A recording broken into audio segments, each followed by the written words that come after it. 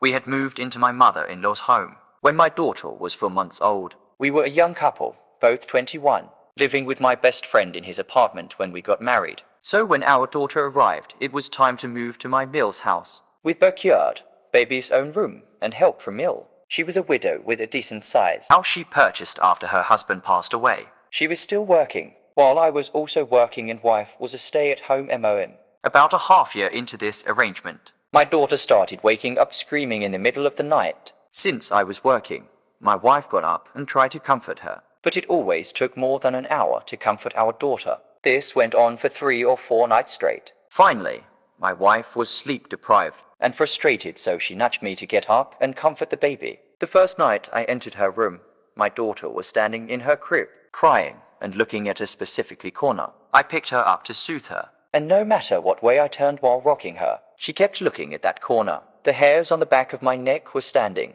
Eventually, she fell back asleep. This happened for 2 additional nights, crying and looking at that corner. But the nights after that, she would cry to wake us up. But by the time I got there, she was quiet, yet still looking at the same corner. On reflection, even when we were at the apartment, as a baby, she would look up to the ceiling corner above the change table and babble, like she was talking to someone, but not directly at us. When we changed her, because she was continuing to wake us up, approaching 2 weeks, we were both tired, so I brought it up to my Mill. She was sleeping in the front room, while both our rooms were in the back. I told her the full story.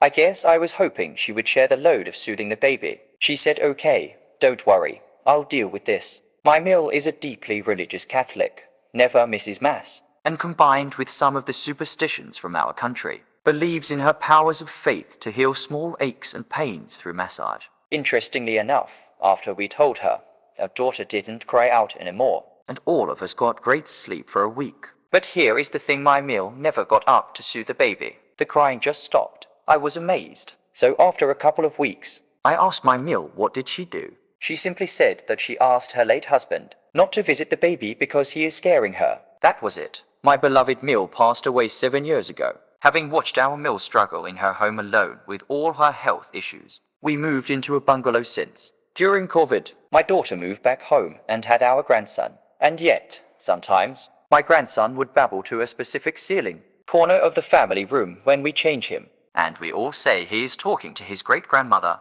And even now, has a fondness for my Mill pictures, even though he has never met her.